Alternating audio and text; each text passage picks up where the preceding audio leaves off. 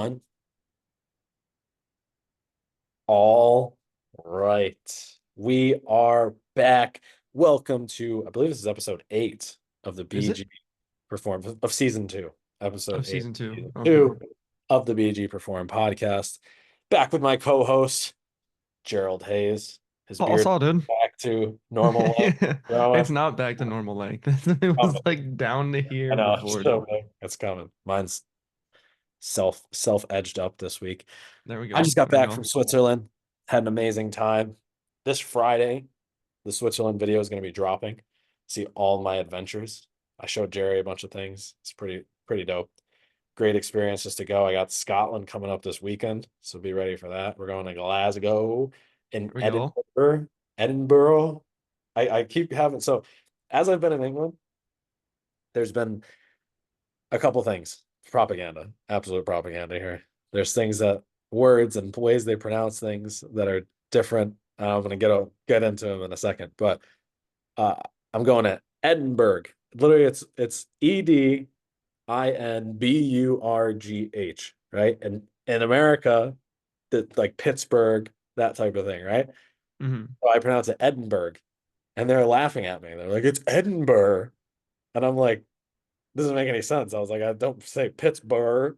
Like, it doesn't make any sense. I, dude, I kind of want to defend him a little bit. How do you spell Arkansas? It's AR. it's Kansas, right? It's Kansas. Arkansas. Yeah, So yeah. it's just like if you look at that, it's like what the fuck is that? What are we But doing? but that makes sense. But like the I don't know the way I pronounce it with the URGH is erg. You know what I mean? It's not I guess I don't know. But on Isn't there top a of that, place called Hamburg in Germany? yeah, How do they spell it? Same way? I think it's URG. There's just no H. Ah, ooh, Maybe it's the H. Hamburg. Hamburg. Hamburg. Amberswas. Die Burger. All right. I don't know. But the other thing that's nonsense here. So in America, we all know where's Waldo. I think I've said this a couple of times, but we all know where's Waldo, right? In Dude, England, I'm trying to remember what they call it. where's Wally? Where's Wally? Where's Wally? What is that? Waldo would To be, curb stomp Wally. Waldo is a professor of curb stomping. We all know that he clearly he knows what he's doing. He would destroy Wally. Wally looks like But I feel like Wally likes to get down, he chills. if any Wally's English chill as people, fuck. if any people, English people listen to this, Wally puts the milk in his tea first. Let's just put it that way. He puts the milk in his tea first. But enough I, about this English propaganda. I don't get that one, but I assume it's wrong. So So yeah, I'll have to tell you, there's you gotta put the milk in after the tea. yeah, Just it's like coffee. that's how you make an English breakfast tea here. I'm Mhm. pro now. But anyways, Love it. so today we're gonna be talking about the BG Perform guiding principles. We're gonna set the clock, tap style, as much talking as possible inside of 30 minutes. Probably gonna go over because I think we've gone over on every single one. I don't think the clock is just there for fun, essentially. It's just there to be like, let's see what we could do today. Yeah, yeah. Let's We're figure gonna this get out. better at it. We're gonna Yeah. get better. We're gonna bring it down. And we're gonna get inside this 30 minutes, just like regular fitness. We just gotta practice. All right. We all got things to work on today. So we're gonna start this clock off. We're gonna talk about the basic guiding principles. We're gonna dive into each topic and we're gonna just discuss them a little bit more, give you a couple takeaways and the framework to use so that you can get better. You ready? Oh, I'm ready. Three, two, Wait, I'm kidding. I'm sorry. and the clock's running. So the BG Perform guiding principles is something that we've created just as a way to give people an understanding of what we think are the most crucial things in your day-to-day life. And I think why this is so important is because in today's world, we've kind of talked about this in the last couple episodes that we've done, right? We talked about that with the wearables. We've talked about this with kind of learning the fitness industry. And my biggest thing is fitness can be very simple, right? It can be so simple. It can be boiled down into realistically these six things that we've created. And I think if you really utilize these in the right way, you're going to be successful in whatever it is that you choose to do fitness wise. And I think that a lot of people nowadays, one of the biggest struggles is they don't know what to do inside of fitness, right?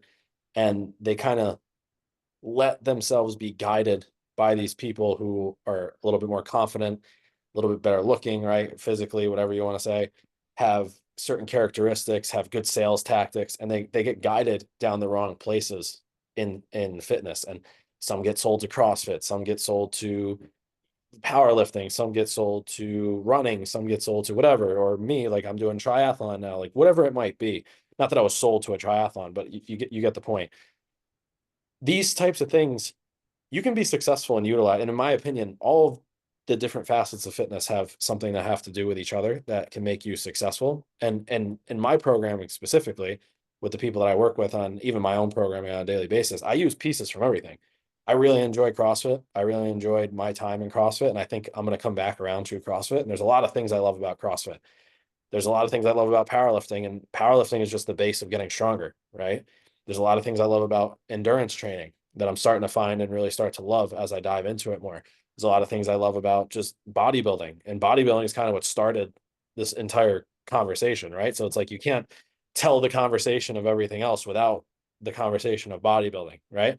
And then there's calisthenics, there's other things like that. And there's always these different facets of fitness. And I think that the BGPerform guiding principles are literally just a North Star in a way of like, no matter what, if you have these six things in your life or these six, I guess, thought processes that go on, you're never going to be lacking in anything that you choose to do, and you'll be able to switch and find success. Does that make sense? Like that whole idea. And I think when we created this, the whole idea behind it is if we can kind of create a framework for the average person, then we can obviously we can't be there for everybody, right? And I think that Jerry's in LA. Wherever I am at the Yeah, wherever the hell. point in time that we're at, but we can't be everywhere. We can't watch everybody. We can't be there for everything. So it's like if we can at least give the guiding principles, the way that you can sit down and think, all right, what would Jerry do? What would Jerry do instead of what would Jesus do? WWJD. Dude, We should make we get the those. shirts. We should make What would I Jerry want to do? make wristbands. It's just Maybe. got me on the back, fucking eating glue. But what would Jerry do? What would It's all Jerry about just tapping do? into your silly, dude. Exactly, exactly. So the first section, I guess, or the first piece of the guiding principles is movement. And I think that what I kind of define this as is just incorporating daily movement into your day, right?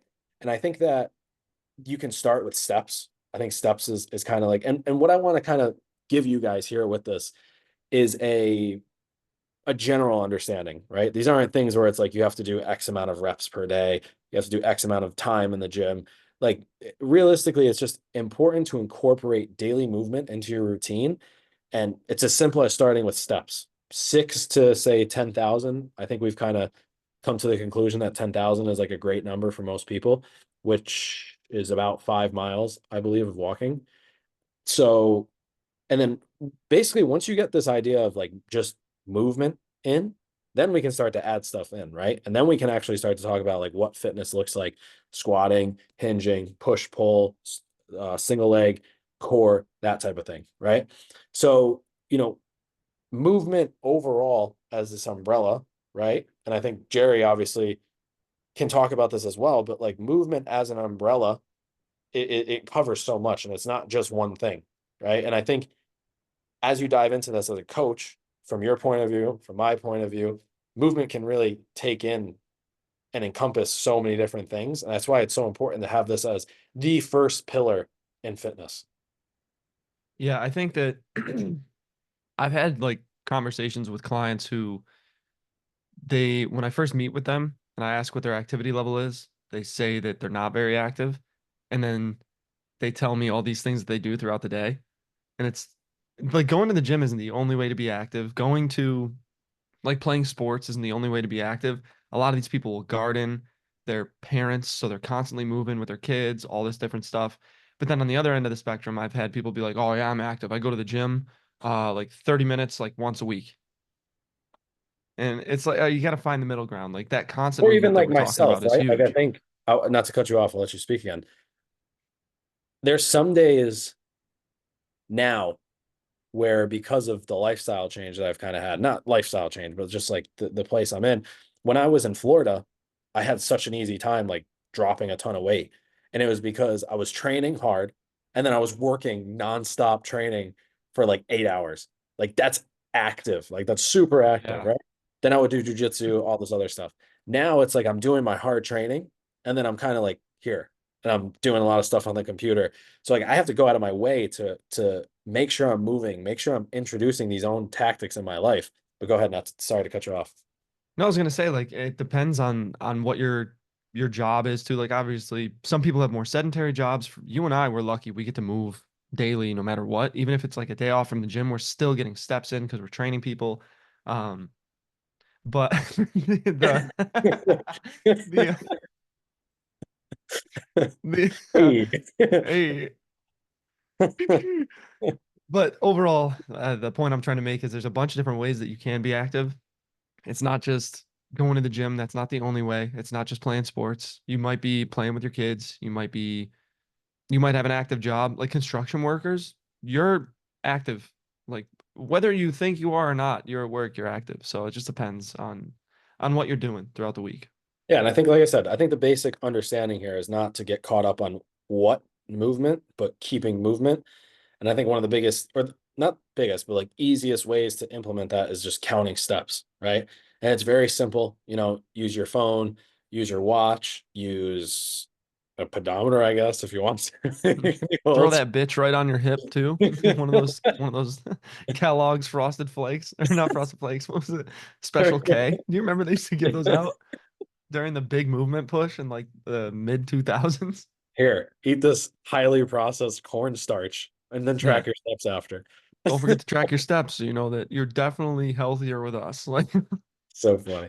But yeah, so I think again, this is more of the overarching theme of movement, right? And then along with movement, I think because I think we talk about movement enough, and I think we understand how important movement is overall, right? But then I think diving into the next pillar of the guiding principles is sleep and how much it affects us, and not only sleep, right? And I think this is an important distinction to make because I think people, this is something I struggled with for a while. I would get I would get into bed, say at like 10, and I'd have to wake up at like 6. And I was like, all right, I'll get 8 hours of sleep. All right. nope. Even if I had perfect sleep, like the moment my head hit the pillow to the moment I woke up was 8 hours, I barely would hit 8 hours, right? And I think that we forget that sleep doesn't just start when your head hits the pillow. And I think that when we look at sleep, one of the bigger things we have to do is maximize the amount of time in bed that we can, right? So if you want to sleep 8 hours, realistically, you should probably be in bed for 9, right? And if you want to be in sleep for 9 hours, you should probably be in bed for 10 because it usually takes a little bit of time. And, Jerry was just having a conversation about this because his Aura ring died, right? You're saying your Aura Mhm. ring died? Yeah, that's one of those things I've been trying to like see what happens when I have different routines before bed, see how it affects my sleep. Um, but this fucking thing died in the middle of the night. So the last night what I was testing was when I'm like doing something active, not reading, but something that I'm like drawing or writing, that type of thing before bed, see how I fall asleep and like what the waves look like and do that for a few nights and then reassess. Uh the Aura ring ended up dying, and not only was I upset that it died because I couldn't see my sleep score, but then I felt like everything that I did, I could base how I feel off of it, but I'm always exhausted when I wake up, no matter how good my sleep was. For the first like 30 minutes, I feel like I got hit by a truck. I'm a slow mover in the morning. So like when I wake up, I was telling Brandon making fun of me because I'm slowly morphing into my grandpa. Uh, when I wake up, I feel like super congested. I gotta spit in the morning. My eyes fucking hurt for some reason. Like I wake up, I'm coughing. I can't breathe through my nose. All these things, it takes like 30, 45 minutes. And I'm like, all right, I feel like a human again. I could have the best night's sleep. I wake up and I'm fucking half dead. So that's using the ring is a good way to get a better number in the beginning of the day and say like, okay, maybe look out, you might be a little tired later. But if it says I had a really good night's sleep, be like, all right, you might feel good. Wait and see. I have no idea until I wake up. And So, yeah, but either way, right? Like the sleep, the ring again, obviously, if you checked out our episode about the wearables, it's like the ring is there to help. And if you use it for mhm. things like this, it's actually very useful, right? And it tells you a lot of good information. You can see which tactics work and which don't, and which make it, obviously when the ring dies, it's not very helpful. But Yeah. it can give you a lot of insight into these things so you can kind of make better decisions before you go to bed. And this is where I think the wearables, while they may not be 100% accurate, can give you a lot of insight into these things. But the overall umbrella here on this next one, the sleep one, is just allow yourself as much time in bed as possible, right? I fall victim to this, like using my phone before bed, looking at stuff, looking at memes, looking at TikTok, sending shit to Jerry and my friend Nick, or watching the stuff that Jerry sends me before bed, and I'm just dying of laughter. The worst one's been I've been on a Kill Tony kick, and I've just been watching that shit nonstop, and it's so funny. But watching this stuff before bed and having your phone before bed, and I feel the difference in the morning when I read before bed and I watch Kill Tony before bed. Maybe I'm laughing more and I have some better jokes, but the reading helps me a lot more with actually getting to sleep. And this is like I said with the movement thing, it's not specific as to how much time you actually need, right? From everything we've read and everything that science says, 8 hours is kind of that recommended amount. But if you're an athlete, you probably need more, right? If you're a personal trainer, you probably need 10 times more, right? If Yeah. you're in the field, you're Especially because we know you're not getting enough. or you can just slam a monster. You know what I'm saying? Dude, I had to cut back on monsters. I was becoming one. I started to, the tint of my skin started to like glow, and I was slowly becoming a Just white becoming can. addicted. Oh yeah, the white can monster. There's a couple times I've been on with Jerry just talking, and he was like, "Did you hear that? It's monsters." They're like, oh my God, what time is it? I can crack a monster. I actually haven't used caffeine in close to 2 months since I've been in England. Dude, I cut back a lot. I'm a cup a day, cup of Unless, coffee in I the mean, I morning, and guess, that's I it. guess, well, I don't consider anything under 200 milligrams using caffeine anymore. That's that's just the American way. But Yeah. I haven't had any type of caffeine besides, like, I guess tea. But Ooh, it that has reminds me, when we come to nutrition, we're gonna have to touch on caffeine quick. I got a gotcha. story for that too. So yeah, so basically, overall umbrella to take away from this is give yourself as much time as possible in bed, sleeping, so you can allow yourself the most amount of recovery time, and have. We'll talk about this in a minute, but have a cycle for yourself and sleep. Right, allow yourself the full time to go through. This is inverted, so I'm trying to make a circle. And You look like you're looking at a shirt at Dan I was Flash's. Dan Flash. I was, the patterns are so intricate. It's because the patterns are complicated. If you're saying they're not complicated, they are. I was looking at my hand as I was making the circle, and I was like, "Wait a second." It's like the opposite Yeah. circle thing here, which Anyways, I so crush, by the way. make your you actually are crushing it, yeah. Yeah, So awesome. the overall umbrella is just allowing yourself as much sleep as possible so you can go through that full cycle of sleep, right? Uh, and I think one of the things that can help us improve a lot of this stuff, right, is actually let's save this one for last. I think because I think a lot of this stuff is helped by this. So we'll save that for last. But we'll dive into nutrition next. So one of the things for me with nutrition, and this has been one of my biggest pet peeves in the industry over the last couple of years, especially with social media, especially with, you know, we have this culture here that obviously, oh, no, I'm not going to say it nicely. We have just fucking idiots who are just assuming they can tell what, like, just fear monger people into just not eating foods. You know what I mean? Like, it's just one of the most bizarre and weird and, to me, like, irritating things I've ever seen. Standing in a grocery aisle being like, if you consume this, you're going to die of cancer. Yeah. And it's like, okay, all right, cool. I'm still gonna eat those, so piss off, right? And it just to me with I think with most people, right? Most people nowadays are struggling in fitness. And it's not, I don't want people to take that as like I don't care about nutrition because I do a lot, right? And I think it really is more important to aesthetic goals than the actual fitness itself, right? Not that it can have a bigger impact quicker, right? As opposed to the fitness stuff. But what I think goes on here is people put people in positions where they, if you realistically, if you go onto TikTok for an hour and you search nutrition, by the end of that hour, you would think every meat was bad for you, every vegetable was bad for you, every Don't you dairy product was fucking bad dare for you, eat fruit, dude. every carb was bad for you.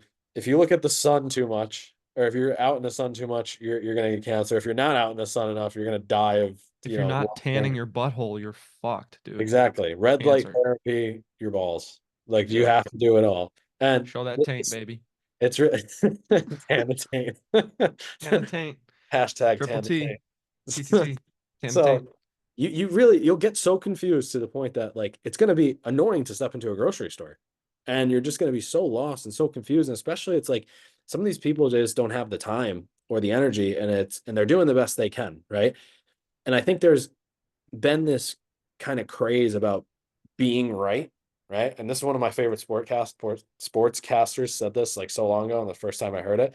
But he said most people want to be right, they don't want to get it right, if that makes sense. And the ones who want to be right will speak in absolutes like a Sith. They're going to say, you Hmm. cannot eat this. You can eat this. You must eat this. You cannot eat this. And the ones who want to get it right are like, hey, listen, life's realistic, right? I'm going to want ice cream. Here's the best way you can have ice cream, right? Here's how you can fit it into your life. And here's what you should do 80% of the time, right? And I think one of the things I wrote down initially in the guiding principle on nutrition is just don't overthink it, right? And don't eat like an asshole. That's all, right? Yeah. I can't take full credit for the asshole part. I saw Ryan Fisher say this one time. And it just stuck with me. It's like, just don't eat like an asshole. Like it's literally it. Like I think we all know when we're eating like an asshole, right? Yeah, dude. Friday night. Exactly. Like I go whenever it is, nuts. and whenever it is, but it's just like when, all right, I just had something I shouldn't have had. I'm an asshole, right? And it's okay every once in a while. If you're doing things on an 80%, 90% basis normally, then you're even when you do have that asshole, quote unquote, asshole moment, and what I would classify as like an asshole moment is like you just had six cookies and you have six more. Like you're an asshole. Don't be an asshole and then complain about it, right? And if if you're overthinking and you're going through this process consistently of, this is what I want to improve on and then you're sitting there thinking like I'm watching TikTok. It told me not to eat too much of this, and it told me to make sure I eat my beans upside down in the sun so I can get the most vitamins. So it's like, I don't like, all right, like that's just too much, right? And I think if you have the time, if you have the resources, if you have the energy and the ability to do that, if you want to dive into the nuances of nutrition, it really can make a huge difference in someone's life, right? But what I think it comes down to is if you can just not eat like an asshole 80% of the time, you're going to see amazing results, right? And you don't even have to track your macros. You don't have to be super specific with what you eat. Yes, it's going to help, right? Basically, what I like to tell people is like, you can play the guessing game with nutrition, and that's fine. It's going to take a little bit longer. If you want an exact timeline, track your macros. That's all.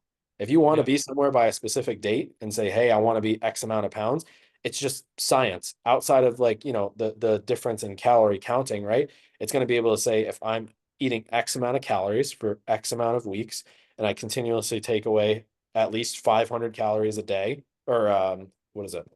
3,500 calories at a certain point, then I'm going to drop a pound, right? If you don't know, 3,500 calories equals 1 pound of body weight, right? So if you can do that consistently, then all you're going to do is you're going to continue to drop weight. And if you do that, say a pound a week, the average, like a pound a week over 12 weeks, that's 12 pounds. That's 3 months, you lose 12 pounds and you're able to do that, right? That's just the easier part of doing it. If you don't track it like that, you're going to pay a little bit more of a guessing game. It might take 16 weeks, right? It might take less, but it's more going to be about feel, look, desire, that type of thing, right? So I think nutrition, like I said, the biggest thing, don't overthink it.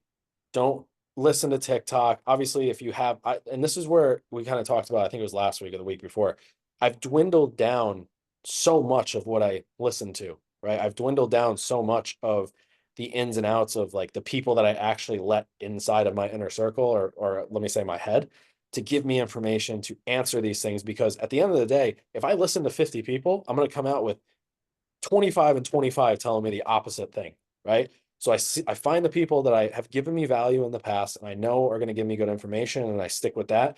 And then I go out and try it myself, right?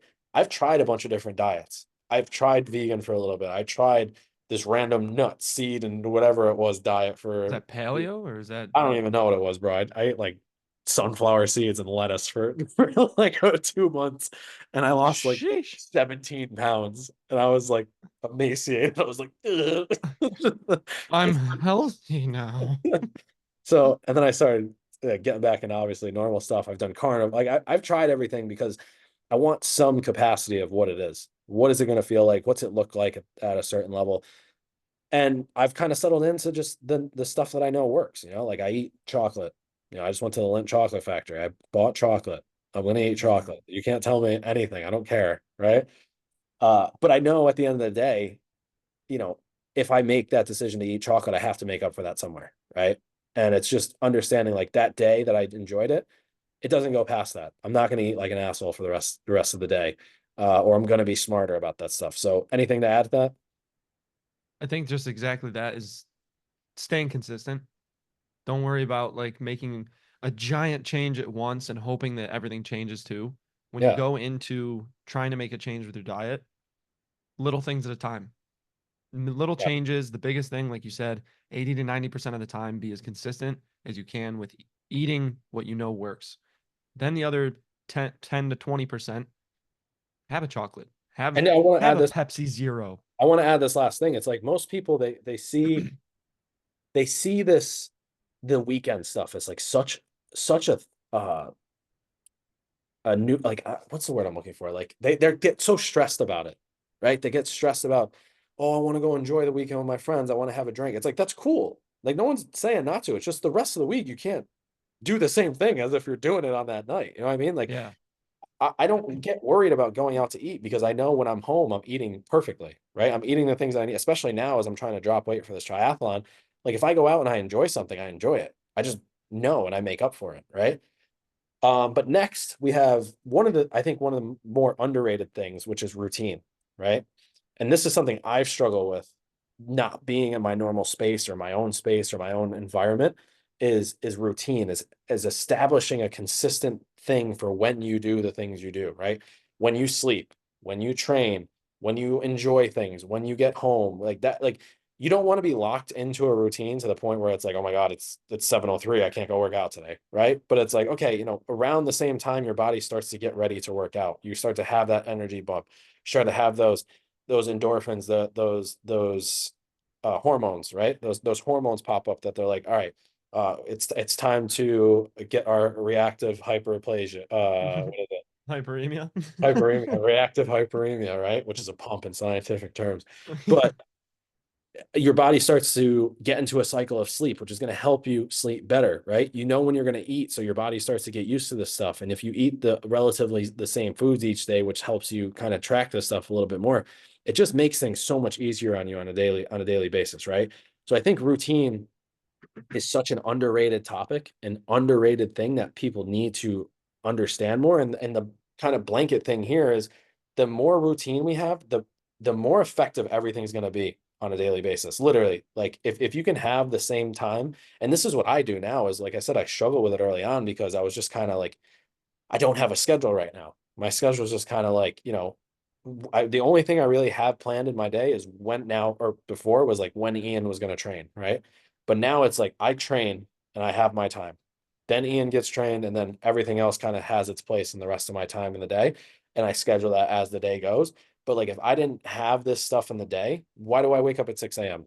Right? I wake up because I don't need to wake up at 6 a.m. I do it because it helps me with my routine. It helps me go to bed at night. It helps me wake up in the morning. It helps me get the most out of my training. It helps me get the most out of my eating, my studying, these things, right? We do the podcast around the same time each week, maybe not the same day, but around the same time. So it's like boom, podcast mode, right? And Mhm. these are the types of things. If I was going to do the podcast, I did a podcast last week on Tuesday at like 9:30, and I was like, yeah, what are you asking me? Like, like just the energy wasn't there. I was just not like excited about doing it. Where it's like these, it's like I'm in the mood. It's in the time that I know, and I'm able to fully get what I need out of the podcast, right? So anything to add to that?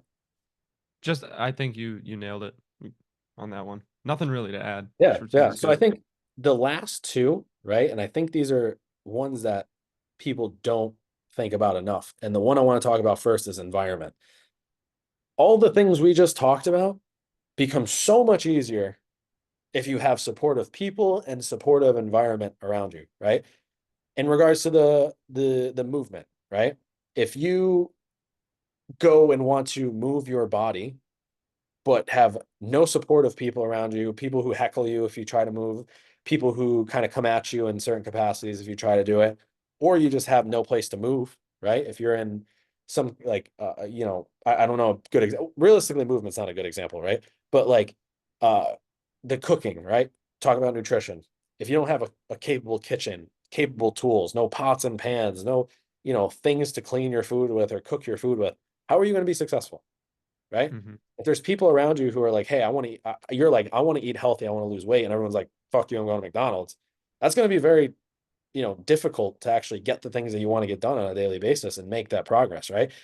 So I think you need to see what's around you and you need to just get rid of anything that's not going to help you get closer to your goal of being a better human or just improving your fitness, right? And I think that so many people under undervalue what a good environment can do.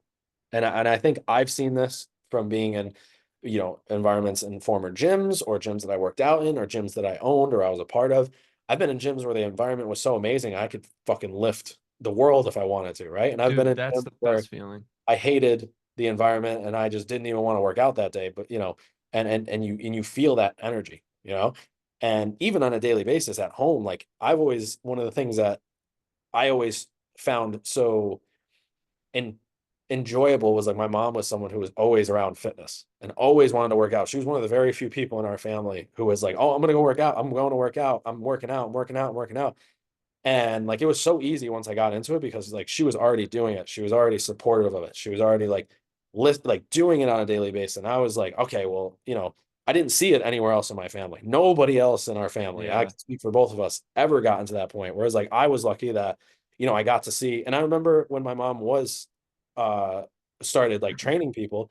And I remember we would joke around about it because she wouldn't eat as much and be like, oh, my mom smells an apple and she gets full and it was that type of thing, but it's like that type of thing where it's the discipline. It's why she is healthy at her age. It's why she's able to do the things that she does at her age. It's why she doesn't look her age. You know what I mean?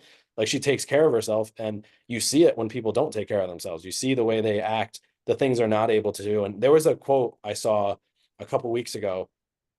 It was fitness allows you to see the world through a different lens or something like that, or fitness allows you to see the world differently. And it's so true. Like if you're fit, you can get to those views. You can get to those things that not the average person can see. You can see the world in a different way. You literally experience the world from a different way and intake it from a different way. And if you have an environment that helps you cultivate that on a daily basis, there's no reason why you can't be successful. And like I mean that at the deepest levels that I can. Like I get goosebumps talking about it. Like if you have a good environment, there's no reason why you can't do everything and anything that you want and more. I want to touch on like having an environment that isn't so conducive to hitting your goals too. So obviously we've talked about Brandon had trouble with weight loss. I had trouble with weight gain growing up. I was always super skinny and I was much skinnier than everybody in the family. And it was one of those things that whenever they saw me, they were like, you need to eat more, you need to eat more. So I like that took a toll on me too, because I was thinking, okay, well, I'm not healthy, right? So when I wanted to start working out and I started to find uh I had these old like muscle magazines and stuff that one of my aunt's coworkers brought in because he heard that I was trying to get into fitness. So I was doing my own research and I wanted to start working out. And when I did start working out, I found physiques that I thought fit my body frame, and I was thinking I want to look like this. Obviously, Mhm. Ryan Reynolds from like Blade was one of those Steve things that I remember always Cook. seeing. Steve Cook, shout out to the OG, one of the biggest motivators in my life back when I was trying to gain weight.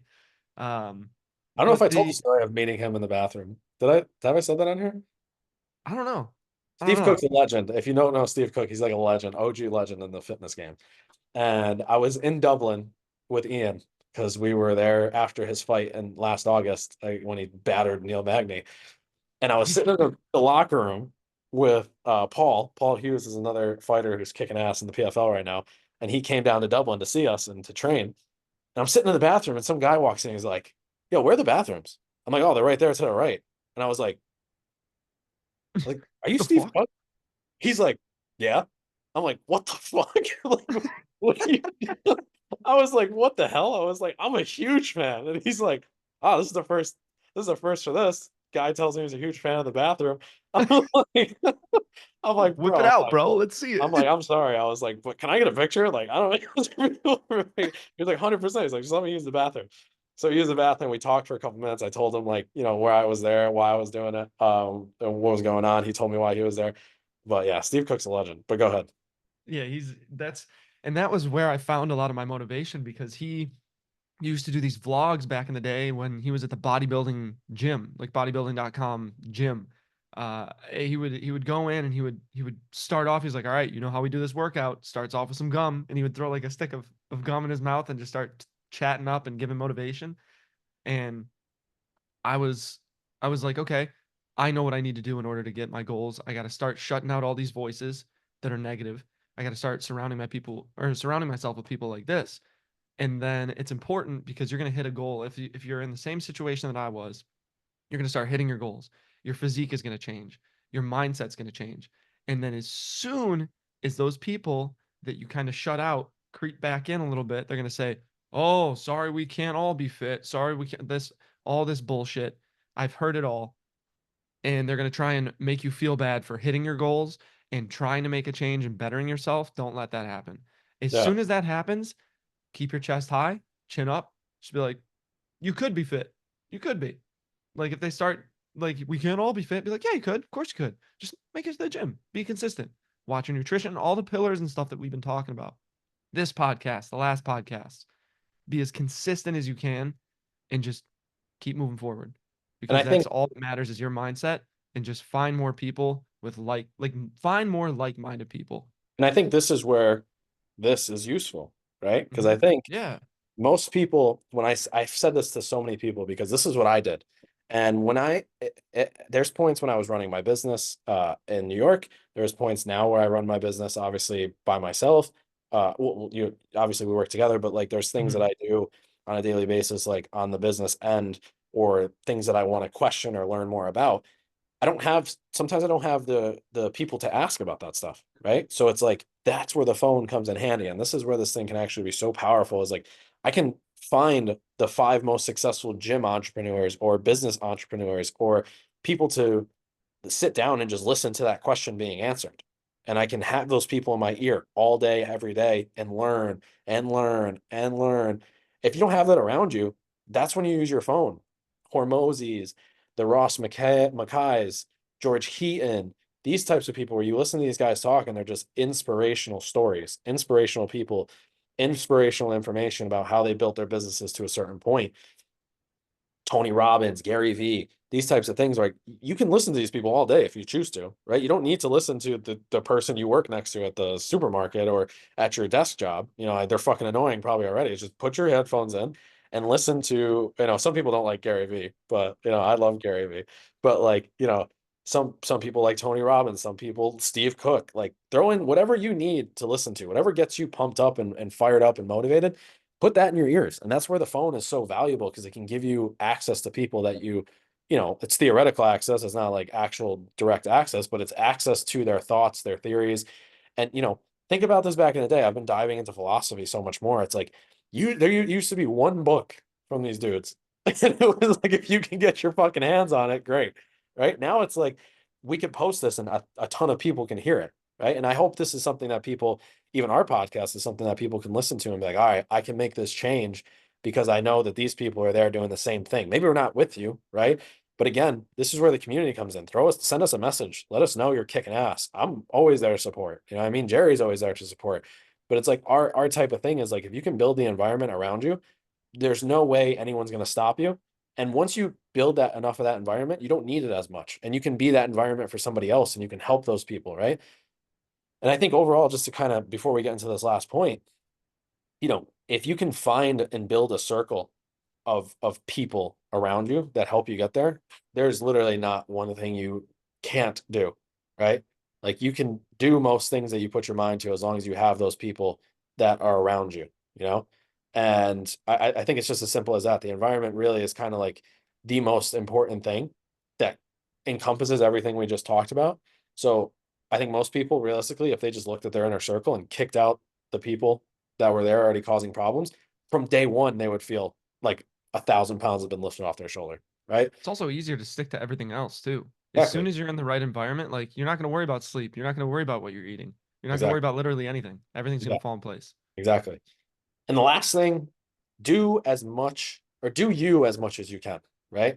I think so many people get caught up in watching other people that they forget that like they exist almost.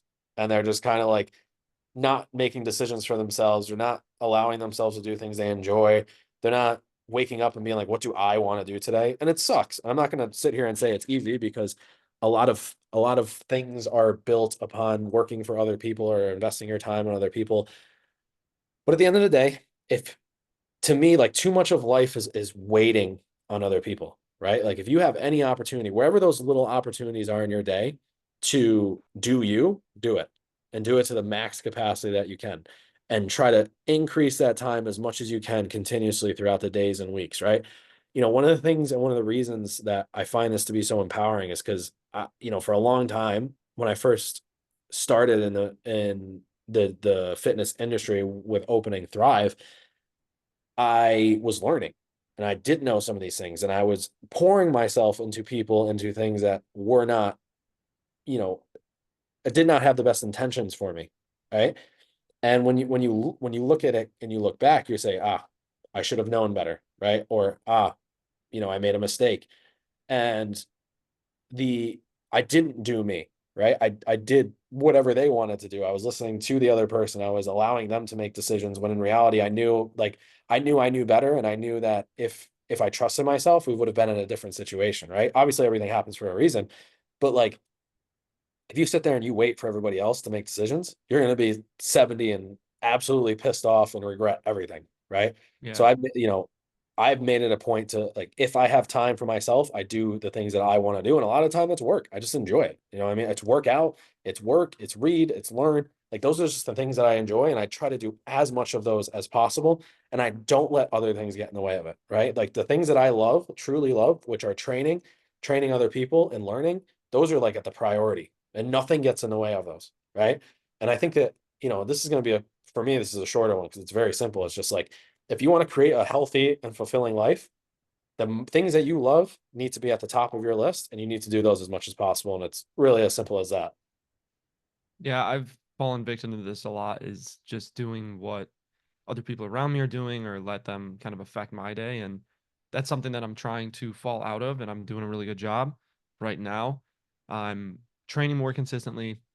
I'm eating better food more consistently. I'm sleeping way better and way more. And I don't let all these little like what ifs affect my day anymore. And Brandon and I have had these discussions off camera and everything as well. And it's something that I know I want to know how to help other people. I want to know how to be of assistance to other people, not only as a trainer, but in my daily life. It's just who I am. I don't like just sitting by and watching. Um, but that's Actually, something I'm working on now. there's a very good quote from Confucius. I think it's the very first quote in his book. Give me one second here. Dude, I don't know, because people say like Confucius say, I thought of that clip of Steven Seagal just saying like, how do you say in your language? And it's just like, bro, you speak fucking English. What are you talking about? Hold on. Basically, if I can't find this, give me 1 second. Oh This is man, such Steven a Seagal's a psychopath. okay